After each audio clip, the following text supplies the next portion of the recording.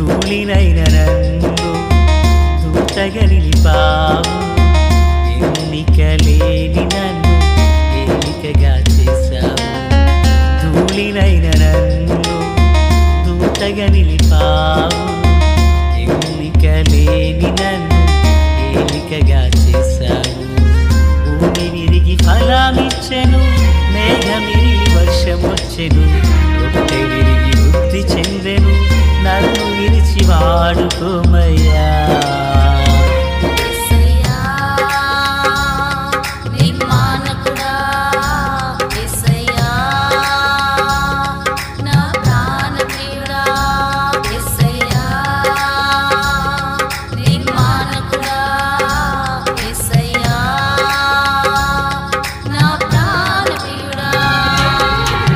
ధూళినైన నన్ను దూతగా నిలిపావు, ఎన్నిక లేని నన్ను ఏలికగా చేశావు.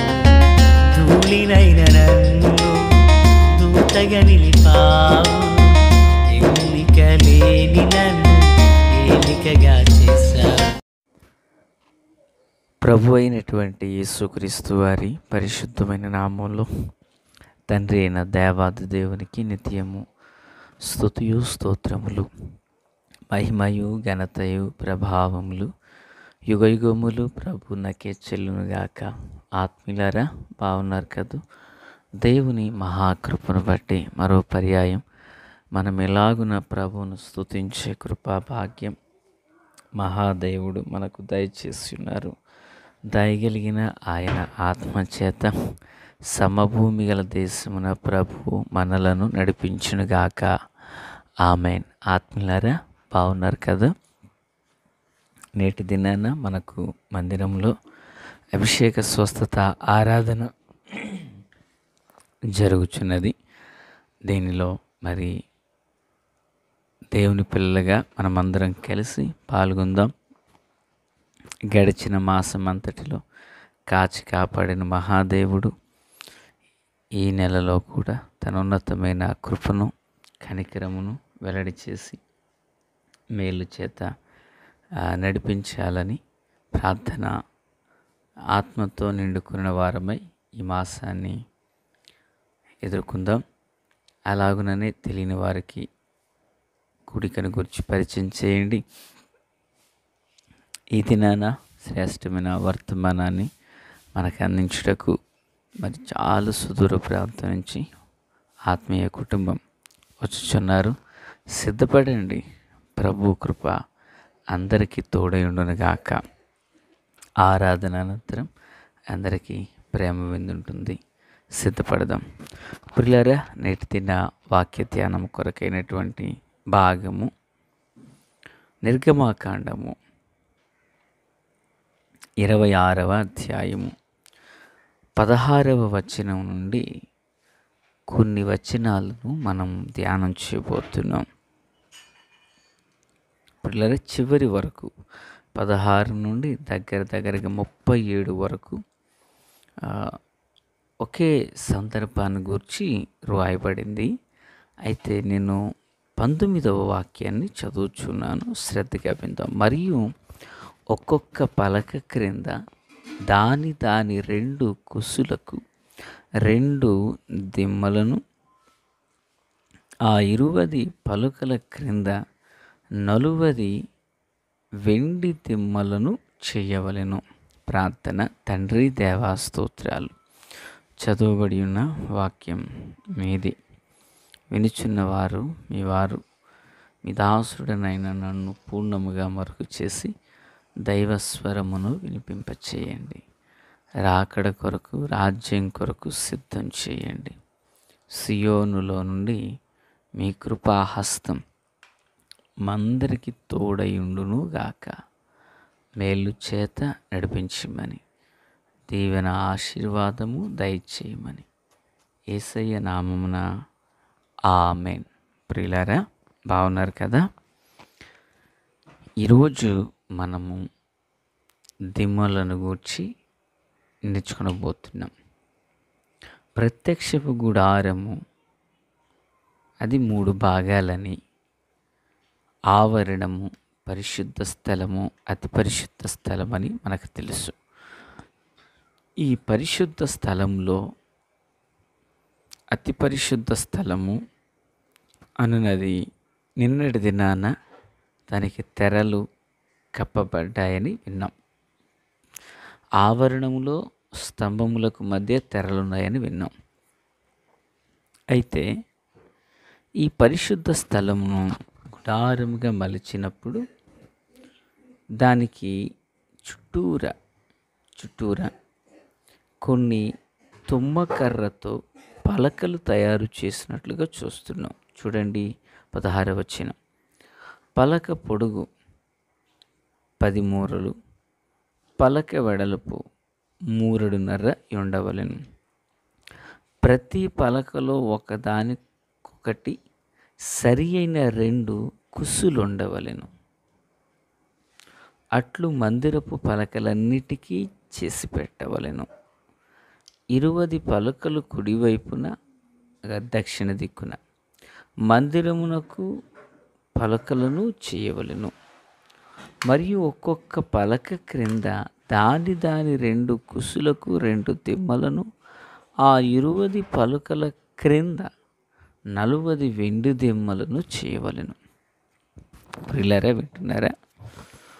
ఒక పలక అది సరుగుగా అతకబడి ఉండునట్లుగా ఒకదానికొకటి 2 చొప్పున కుసులు చేయవలెను. చూడండి, మనము కార్పెంటర్ పరిభాషలో కోసం అంటాం.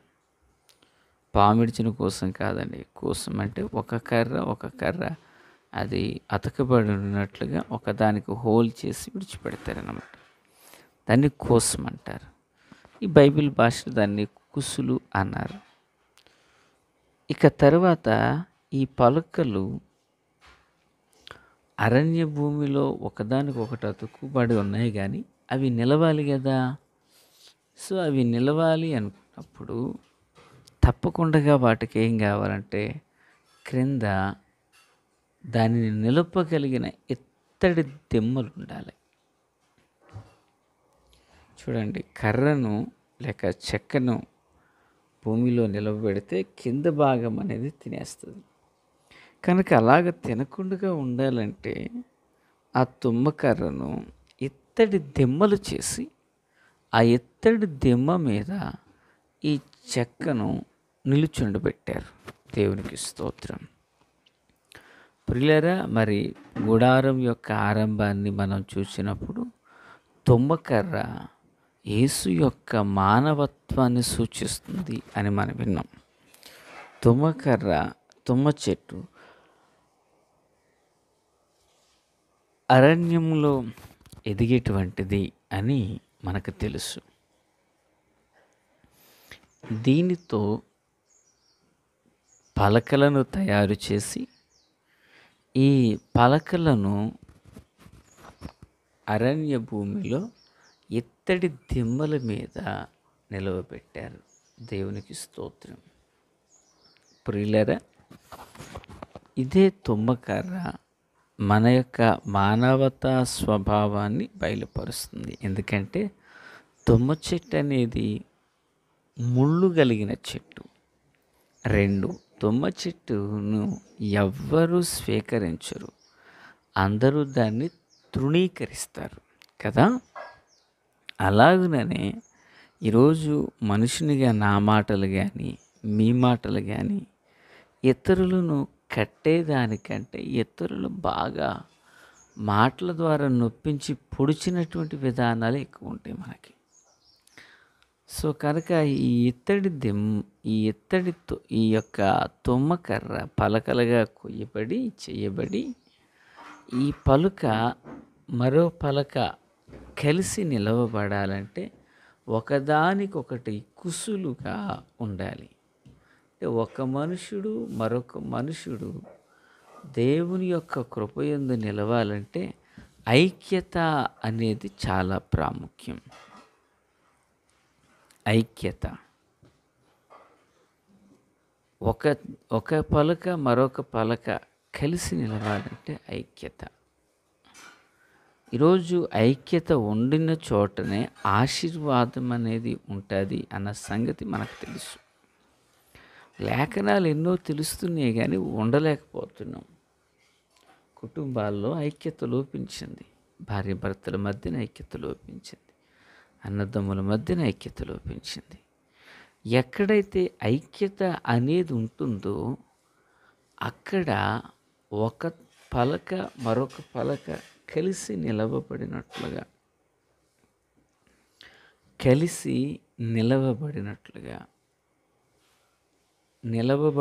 అవకాశం ఉంటుంది. వారు దేవుని మహిమగల మందిరంగా కట్టబడతారు. Praise the Lord. కనుక సహోదరుల మధ్య కుటుంబంలో, సంఘంలో ఐక్యత అవసరం. ఎక్కడైతే ఐక్యత ఉందో అక్కడ దేవుని ఆశీర్వాదం ఉంటుంది. ఎక్కడైతే ఐక్యత లోపించిందో అక్కడ ఆశీర్వాదం అనేది ఉండదు, సమాధానం అనేది ఉండదు. కనుక దేవుని పిల్లలుగా మనం ఎప్పటికీ జ్ఞాపకంలో ఉండాలి ఐక్యత. ఇప్పుడు ఈ ఐక్యత కలిగినటువంటి దిమ్మలు అరణ్య భూమిలో పలకలు నిలవాలి అంటే క్రింద దానికి ఎత్తడి దిమ్మలు ఉండాలి. ఎత్తడి ప్రభు అయినటువంటి యేసుక్రీస్తు వారిని, ఆయన పడిన శ్రమను సూచిస్తూ ఉంది. అదే ఆయన కృపను సూచిస్తూ ఉంది. వినాలి పిల్లరా, అరణ్య భూమిలో ఈ పలకలు నిలవబడాలంటే ఇత్తడి దిమ్మ ఉండాలి. ఈరోజు దేవుని కృపలో మనము ఆయన కృపను బట్టియే కదా నిలవబడి ఉన్నది. ఆయన కృపను బట్టియే కదా మనం నిలిచి ఉన్నది. దేవునికి మహిమ కలుగును గాక. యేసు ప్రభులు వారు తాను శ్రమపరచబడి ఆయన శిలువ శ్రమను పొంది సర్వమానవాళికి రక్షణానందాన్ని ప్రసాదింపచేశారు. ఆమేన్. ఆయన పొందిన శ్రమలలో, ఆయన పొందిన గాయాలలో మనకు స్వస్థత, ఆయన శ్రమ నుండి శిలువను జయించుట వలన ఒక పాపికి విడుదల, విమోచనము దొరికింది. ఆమేన్. నా దేవుని పిల్లరా, క్రీస్తునందు నాకు అత్యంత సన్నిహితులారా, ఈ పలక ఈ దిమ్మ మీద ఎలాగ నిలపబడిందో, యేసు పొందిన శ్రమలు, యేసు ద్వారా కలిగిన కృప మనలను ఈ తరంలో విశ్వాసమందు నిలవబెట్టి, భక్త పౌలు గారు అంటారు, నేనేమై ఉన్నాను అది దేవుని కృప వల్లనే అంటాడు ఆయన. నా ద్వారా స్వస్థతలు జరిగాయా, పరిచర్య జరుగుతుందా, ఆత్మల రక్షణ జరుగుతున్నదా, దురాత్మలు వెళ్ళగొట్టబడుతున్నాయా? సో అది నా వల్లైనది కాదు, అది దేవుని కృప వల్ల. అసలు నేనేమై ఉన్నానో దేవుని కృప అంటాడు. ఆ కృపయే మనం నిలవబెడుతుంది. కనుక కృప లేకపోతే మనం నిలవలేం. సౌలు కృపను పోగొట్టుకున్నాడు, దావీదు కృపను కలిగి కాపాడుకున్నాడు. కనుక మరి అరణ్యంలో పలకలను నిలవబెట్టాలంటే ఇత్తడి దిమ్మలు అవసరమైనట్లుగా ఈ లోకమందు విశ్వాసంలో, పరిశుద్ధతలో మనము నిలవాలంటే యేసయ్య కృప, యేసయ్య శ్రమాను జీవితం, ఆయన పొందిన శ్రమలు మనకు మాదిరిగా ఉంచారు. మనం తన అడుగు జాడలు ఎంతో నడిపించబడాలని. కనుక క్రైస్తవ జీవితంలో శ్రమలు ఉంటాయి, వాటిని ఆధారం చేసుకొని ప్రభు కృపలో ముందుకు సాగిపోదాం. ప్రార్థన. మహాపరిశుద్ధుడా, ప్రేమగల తండ్రి, కృపగల దేవా, స్తోత్రం. జీవముతో, కృపతో, బలముతో నింపండి. ఆశ్చర్యకరమైన వెలుగులో నడిపించి ప్రతి అక్కరత అవసరాలన్నీ తెచ్చండి. తన చర్యలో తోడే ఉండండి. అభిషేక స్వస్థ కుడికి అంతటిని ఆశీర్వాదకరంగా మలచండి. మేలుతో నింపండి. యేసు నామములో ఆమేన్. Praise the lord.